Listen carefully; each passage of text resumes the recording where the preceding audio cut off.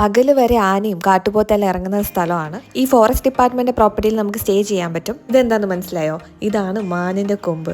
ആനേന്റെ bones ആണ് കേട്ടോ ഈ കാണുന്നതെല്ലാം. കാട്ടുപന്നീന്റെ സ്കള്ളാണ് കേട്ടോ ഇത്. തൊട്ടു പുറകെ തന്നെ കാട്ടുപോത്തിന്റെയും സ്കള്ളെല്ലാം വെച്ചിട്ടുണ്ട്. ഈ കോട്ടേജസിൽ സ്റ്റേ ചെയ്യുന്നവരാണെങ്കിൽ ഒരു ടൈം കഴിഞ്ഞിട്ടുണ്ടെങ്കിൽ നിങ്ങൾക്ക് പുറത്തിറങ്ങാൻ പറ്റില്ല. കാരണം ഇവിടെ എല്ലാം ആനിമൽസ് രാത്രി വരുന്നതാണ്. അപ്പൊ ഇതാണ് ഇവിടുത്തെ ഡാർക്ക് റൂം. ഒരു കൂട്ടം മിന്നാമിന്നിങ്ങിന്റെ നടുക്ക് നമ്മൾ എങ്ങനെ നിന്നിട്ടുണ്ടാവും അതേ ഒരു ഫീലായിരുന്നു. തമിഴ്നാട് ഫോറസ്റ്റ് ഡിപ്പാർട്ട്മെൻറ്റിൻ്റെ കാടിന് നടുക്കുള്ള ഒരു പ്രോപ്പർട്ടിയിലോട്ടാണ് നമ്മളിന്ന് പോകുന്നത്. ഇതാണ് ജീൻപൂൾ എക്കോ ടൂറിസം. പ്രോപ്പർ ലൊക്കേഷൻ എന്ന് പറയുന്നത് നാടുകാണിയാണ്. ഇവിടെ വിസിറ്റിംഗ് ടൈം 5 മണി വരെയാണ്. അപ്പോൾ എൻട്രൻസിൽ നിന്ന് ടിക്കറ്റ് എടുത്തിട്ട് വേണം കയറാനായിട്ട്. നടന്നു വരുമ്പോൾ റൈറ്റ് സൈഡിൽ തന്നെ ഫസ്റ്റ് കിഡ്സ് പാർക്കാണ്. പിന്നെ ഇതുപോലെ കടുവയുടെ ഒരു രൂപം വെച്ചിട്ടുണ്ട്. ചുറ്റും കാടാണ്. നമ്മൾ കാടിൻ്റെ നടുക്കാണ് ഈ പാർക്കുള്ളത്. ഈ ഒരു ഏരിയയിൽ കാർ നിങ്ങൾക്ക് പാർക്ക് ചെയ്തിട്ട് ട്രക്ക് ചെയ്ത് പോകാം. അതല്ലാന്നുണ്ടെങ്കിൽ കാറായിട്ട് നമുക്ക് വ്യൂ പോയിന്റ് വരെ പോകാൻ പറ്റും. അതിനൊരു എക്സ്ട്രാ പേയ്മെൻറ്റ് കൊടുക്കണം. ഈ ഒരു വഴി കൂടെയാണ് നമുക്ക് നടന്ന് ഇനി വ്യൂ പോയിന്റ് വരെ പോകേണ്ടത്.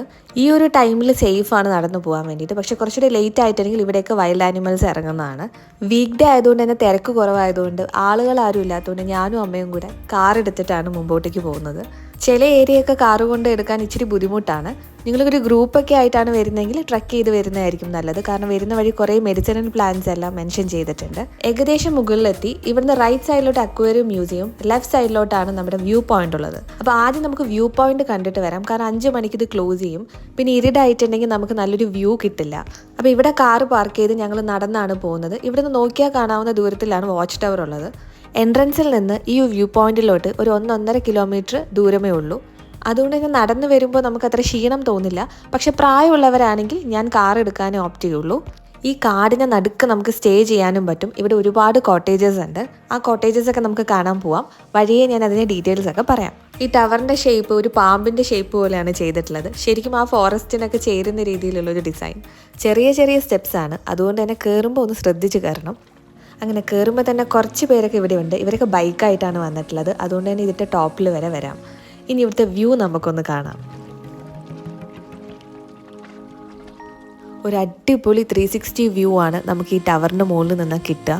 മുൻപിൽ ഇങ്ങനത്തെ ഒരു കാടിൻ്റെ വ്യൂ കണ്ട് നിൽക്കുമ്പോൾ തന്നെ ഒരുപാട് നമ്മുടെ മൈൻഡ് റിലാക്സ്ഡ് ആവും. എനിക്കങ്ങനെയാണ്. നിങ്ങൾക്ക് എങ്ങനെയാണെന്ന് എനിക്കറിയില്ല. ഞാൻ കാട് ഒരുപാട് ഇഷ്ടപ്പെടുന്ന ഒരാളാണ്. അതുകൊണ്ട് തന്നെ ഇങ്ങനത്തെ സ്ഥലങ്ങളിൽ വരാനും എനിക്ക് ഒരുപാട് ഇഷ്ടമാണ്.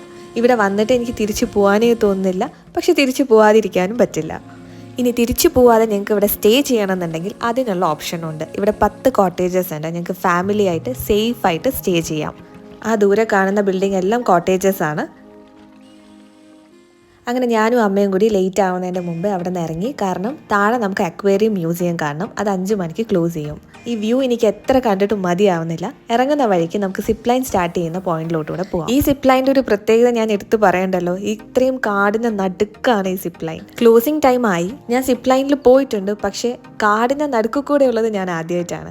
വേറെ എവിടെയെങ്കിലും നിങ്ങൾക്ക് അറിയുന്നുണ്ടെങ്കിൽ കമൻറ്റ് ചെയ്യൂ. അടുത്ത വട്ടം നമുക്ക് അവിടെ പോകാം. ടൈം ആയതുകൊണ്ട് തന്നെ സിപ്പ് ലൈൻ ഏകദേശം ക്ലോസ് ചെയ്തു.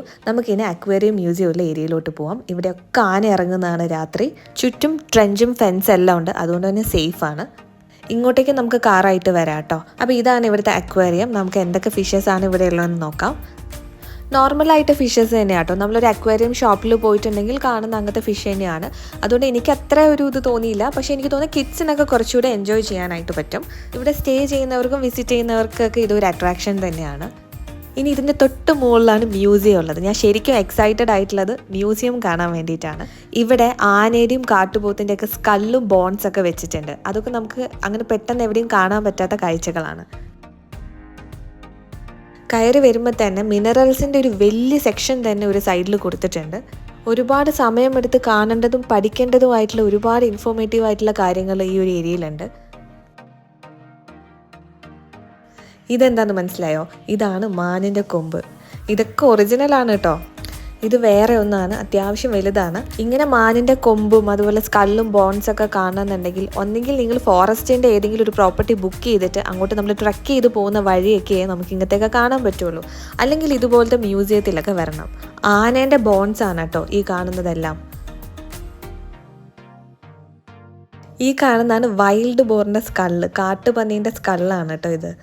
അതിൻ്റെ തൊട്ട് പുറകെ തന്നെ കാട്ടുപോത്തിൻ്റെയും സ്കല്ലെല്ലാം വെച്ചിട്ടുണ്ട്. മാനിൻ്റെ കൊമ്പൊക്കെ ഞാൻ കണ്ടിട്ടുണ്ട്. ഇതിൻ്റെ മുമ്പ് ഒരു ഫോറസ്റ്റ് പ്രോപ്പർട്ടിയിൽ സ്റ്റേ ചെയ്ത സമയത്ത് അതിൻ്റെ അടുത്തൊക്കെ ആയിട്ട് കണ്ടിട്ടുണ്ട്. പക്ഷേ കാട്ടുപോത്തിൻ്റെയൊക്കെ ആദ്യമായിട്ടാണ്. അതുപോലെ എലിഫൻറ്റിൻ്റെയൊക്കെ നമുക്ക് അങ്ങനെ പെട്ടെന്ന് കാണാൻ പറ്റാത്ത കാര്യങ്ങളാണ്. ഇവിടെ കുറേ ഫ്രൂട്ട്സ് എല്ലാം വെച്ചിട്ടുണ്ട്. അപ്പോൾ നിങ്ങൾക്ക് ഇതുപോലത്തെ കാഴ്ചകളൊക്കെ കാണണമെങ്കിൽ ഇതുപോലൊരു മ്യൂസിയത്തിലൊക്കെ വരുന്നതായിരിക്കും ഏറ്റവും നല്ലത്. ഇനി നമുക്ക് ഇവിടെ നിന്ന് ഇറങ്ങാം. ജസ്റ്റ് നമുക്ക് ഇവിടെ ഒരു കോട്ടേജസ് ഒക്കെ ഒന്ന് കാണാം. ലെഫ്റ്റ് സൈഡിലെ സെക്ഷൻ ഫുൾ മെഡിസിനൽ പ്ലാന്റ്സ് ആണ്. ആ ഒരു ഏരിയയിലോട്ട് നമ്മൾ പോകുന്നില്ല. നമുക്ക് ജസ്റ്റ് കോട്ടേജസ് കണ്ടിട്ട് തിരിച്ചു പോവാം. അപ്പം ഇത് ഇവിടുത്തെ അക്വേറിയത്തിൻ്റെ തൊട്ട് അടുത്തുള്ള കോട്ടേജസ് ആണ് ഈ 2 എണ്ണം. ഈ കോട്ടേജസിൽ സ്റ്റേ ചെയ്യുന്നവരാണെങ്കിൽ ഒരു ടൈം കഴിഞ്ഞിട്ടുണ്ടെങ്കിൽ നിങ്ങൾക്ക് പുറത്തിറങ്ങാൻ പറ്റില്ല. കാരണം ഇവിടെ എല്ലാം ആനിമൽസ് രാത്രി വരുന്നതാണ്. ആനയും കാട്ടുപോത്തും എല്ലാം രാത്രി വരുന്നതാണ്. ഈ ഒരു പ്രോപ്പർട്ടി കാടിൻ്റെ കുറച്ചുകൂടി ഉള്ളിലോട്ടായതുകൊണ്ട് തന്നെ നിങ്ങൾക്ക് ആനിമൽസിനെ സ്പോട്ട് ചെയ്യാനായിട്ടുള്ള ചാൻസ് വളരെ കൂടുതലാണ്. ഈ ഒരു കോട്ടേജിൻ്റെ പേര് താമരഭരണി എന്നാണ്. തൊട്ടപ്പുറത്ത് തന്നെ വേറെ ഒരെണ്ണമുണ്ട്. ബന്ദിപ്പൂരും മുതുമലയൊക്കെ ഫോറസ്റ്റിൻ്റെ തന്നെ പ്രോപ്പർട്ടിയിൽ ഞാൻ സ്റ്റേ ചെയ്തിട്ടുണ്ട്. പക്ഷേ ഇതൊക്കെ കുറച്ചുകൂടി അടുത്തടുത്താണ്. ഈ ഏരിയയിൽ ഇത് രണ്ടും, പിന്നെ കുറച്ചും കൂടി ദൂരെ ആയിട്ടാണ് അടുത്തത് വരുന്നത്. ഈ ഒരു പ്രോപ്പർട്ടി ഉള്ളത് ചുറ്റും കാടിൻ്റെ നടുക്കാണ്. അതുകൊണ്ട് തന്നെ വണ്ടികളുടെ ഒച്ചയൊന്നും നമുക്ക് ഇങ്ങോട്ടേക്ക് കേൾക്കുകയില്ല. കാരണം അത്യാവശ്യം റിമോട്ട് ലൊക്കേഷനിലായിട്ടാണ് ഈ ഒരു പ്രോപ്പർട്ടി ഉള്ളത്. പക്ഷേ ബന്ദിപ്പൂരും മുതുമലയൊക്കെ ആണെങ്കിൽ ഫോറസ്റ്റിൻ്റെ സെൻറ്ററിൽ തന്നെയാണ്. പക്ഷേ ഏകദേശം റോഡ് സൈഡിലായിട്ടാണ് ആ പ്രോപ്പർട്ടീസൊക്കെ ഉള്ളത്. അതുകൊണ്ട് തന്നെ ഈ ഒരു പ്രോപ്പർട്ടി, ഇവിടുത്തെ വ്യൂ എനിക്ക് ഭയങ്കര ഇഷ്ടപ്പെട്ടു. എന്തായാലും ഇവിടെ ഒരു ദിവസം വന്ന് ഞാൻ താമസിക്കുന്നതായിരിക്കും. അതിൻ്റെ വീഡിയോയും ഞാൻ അപ്ലോഡ് ചെയ്യുന്നതായിരിക്കും. അങ്ങനെ അവിടെ നിന്ന് ഇറങ്ങുമ്പോൾ അവിടുത്തെ ഒരു സ്റ്റാഫ് നമ്മളെ വിളിച്ചിട്ട് ഒരു സംഭവം കൂടി കാണിച്ചു തരാമെന്ന് പറഞ്ഞു. ഇതാണ് ഇവിടുത്തെ ഡാർക്ക് റൂം. ഇത് ഓപ്പറേറ്റ് ചെയ്യാൻ തുടങ്ങിയിട്ടില്ല. ഇപ്പോൾ പണി നടന്നുകൊണ്ടിരിക്കുന്നേ ഉള്ളൂ. കാടിൻ്റെ നടുക്ക് വെളിച്ചമൊന്നുമില്ലാതെ ഒരു ഫുൾ ഡാർക്കായിട്ടുള്ള ഒരു സിറ്റുവേഷനിൽ നമ്മൾ നിന്നിട്ടുണ്ടെങ്കിൽ എങ്ങനെയായിരിക്കും? അങ്ങനത്തെ ഒരു അനുഭവമാണ് ഇതിൻ്റെ അകത്ത് നിന്ന് നമുക്ക് കിട്ടുക. അപ്പോൾ ഇപ്പോൾ സൗണ്ട്സും കാര്യങ്ങളൊന്നും കൊടുത്തിട്ടില്ല. ജസ്റ്റ് ലൈറ്റ് മാത്രമേ കൊടുത്തിട്ടുള്ളൂ. അത് നമുക്കൊന്ന് കാണാം.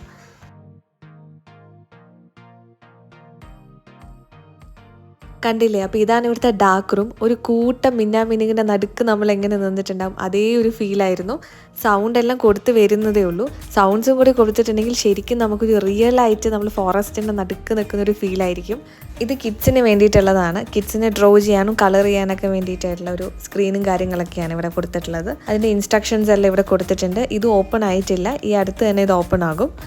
ഞാൻ എന്തായാലും ഇവിടെ സ്റ്റേ ചെയ്യാൻ വരുന്നുണ്ട്. അപ്പോഴേക്കും ഇത് ഓപ്പൺ ആവുമായിരിക്കും. അങ്ങനെ ഞങ്ങൾ അവിടെ നിന്ന് ഇറങ്ങി കാറെടുത്ത് താഴെ പാർക്കിൻ്റെ ഏരിയയിലോട്ട് വന്നു. ഇനി കുറച്ച് നേരം ഇവിടെ ഊഞ്ഞാലിലൊക്കെ ഇരുന്ന് ആടി കുറച്ച് നേരം വ്യൂ ഒക്കെ ഒന്ന് ആസ്വദിച്ച് നേരെ വീട്ടിലോട്ട് തിരിച്ചു പോകാമെന്ന് കരുതി. അപ്പോൾ ഇവിടെ വിസിറ്റിങ്ങിന് നിങ്ങൾ വരുവാണെങ്കിൽ അഡൾട്ടിൻ്റെ ചാർജ് വരുന്നത് 60 ആണ്. ഇനി അതല്ല, നിങ്ങൾക്ക് ഇവിടെ സ്റ്റേ ചെയ്യണമെന്നുണ്ടെങ്കിൽ മുതുമല ടൈഗർ റിസർവിൻ്റെ ഒഫീഷ്യൽ വെബ്സൈറ്റിൽ കയറിയിട്ടുണ്ടെങ്കിൽ ഈ ഒരു ജീൻ പൂൾ എക്കോ ടൂറിസത്തിൻ്റെ സ്റ്റേ നിങ്ങൾക്ക് ബുക്ക് ചെയ്യാം. അപ്പോൾ ഇതുപോലത്തെ വീഡിയോസ് നിങ്ങൾക്ക് ഇഷ്ടമാണെങ്കിൽ കമൻറ്റ് ചെയ്യൂ. ഇഷ്ടമാണെങ്കിൽ നമുക്ക് ഇതുപോലത്തെ വീഡിയോസായിട്ട് ഇനിയും കാണാം.